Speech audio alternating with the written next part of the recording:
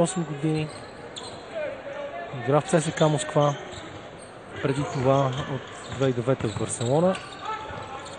Брамос връща 2 точки. Много добре игра вчера също Майкъл Брамос. Малко движение в това нападение. Все пак Хилтън Армстронг ще става за слон. Влиза на контра. Става сам под коша. Джалай не изглежда много добре от началото на матча след страхотните си изпълнения вчера и заради това Анте Томич вече чака своя ред. Самочувствие действа Панатинайкос. Вижте колко хубаво разиграват. Голям баскетбол. Това е гарантирано. Ето го и равенството след коша на Дървин Кичен. Хилтън Армстронг и нещата тръгнаха в обратна посока, но сега пък Мачиулис към Кичен и много само точка. Това сигурно ще бъде така в течение на матча, но сега се държат много равностойно гърците, атинияните. Софоклис Скорцианитис, отново хубава позиция. Гениален. Китка, отлично полукука за 15. Чака смяна. Минута и 5 секунди до края на частта.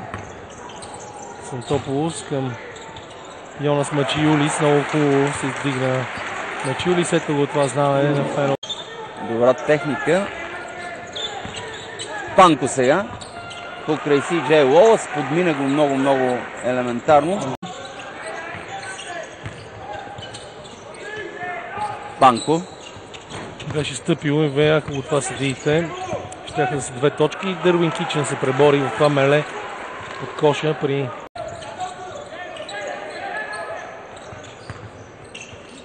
Скорцианитис. Отлична работа за него. Добре. Кичен срещу него сада. Интересен двубой. Ще завършва сам. Кичен излезе срещу Томич след заслон. Отново търси място там. Близо до коша. Ще напорва ли Томич? Не, връща. И от чиста позиция. Янополос. Добро движение този път на Панко. Вади към Църцарис, на къса стрелба на Църцарис. И сега ще има кош и фаул, след като Панко се пребори в нападение. Младия Марко Тодорович не беше убедителен тук в защита и мислех, че той ще години, дори след като свърши кариерата си.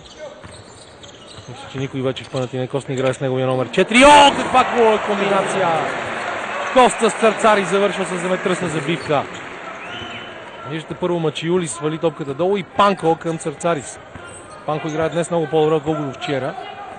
Фантастичен пас подава. Сантополус. Анди Панко влиза през сада с табло. Бележи последното нападение ще е за Барселона. И точно заради това Хади Панко. Ето отново един срещу друг двамата. Сега там някой си изпусна човека. И следствие на светка. Сега обаче Софоклис се наред.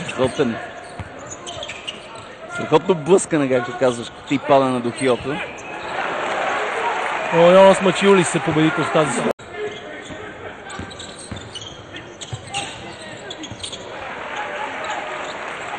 Неуморно.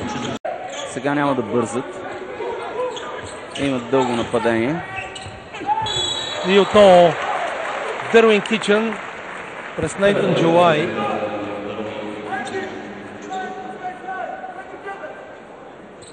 Сада го изпусна. Джалай отиде да го покрие, но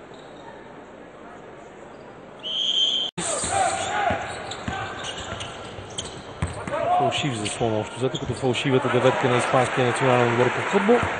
Църцарис. Църцарис играе в център тук. Браво на Църцарис! Страхотен пас! Анте Томич е виновен за тази. От другата страна Марселино Уертас, Си-Джей Уолъс, Анте Томич, Джо Ингълс и отново младия Хезоня. Сега страхотно да минало. Като ето от сегашните вратари. Отлична работа пак и Хилтън Армстронг бележи. Лорбек също е на терена. Але Юб, чудесен пас към Хилтън Армстронг. И отново само 6 точки предина. 7-0 за Панатинайкос за по-малко от минута и половина.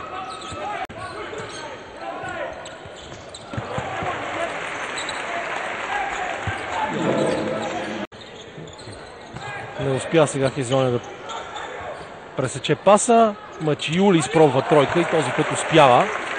64 на 72, 6 минути.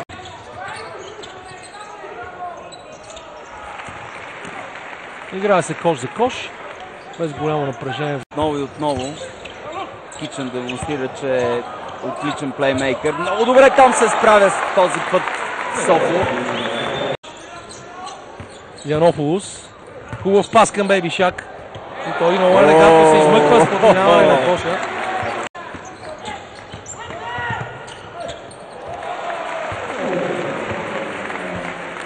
В турнира е спорт и това е съвсем закономерно. Отбор с изключителни качества, който ще бъде фаворит за спечелване на Евролигата, въпреки че сега Софоп и Скорцианитис влезе Кичен, обаче взима борбата. Софо е много слаб изпълнител на наказателни удари. Мачиулис карва тройка и прекъсване сега за Барселона. Янополус се опитва да излезе от заслонка от Църцарис. Уорбек спи като стена пред Църцарис. Църцарис към Софокли и Скорцианитис. Той стреля добре за 2 точки. 80 на 80. На България Владимир Устинов ще връчи купата на второто место на капитана на отбора. Второ място за капитана Екзекутив директор в футбола на България.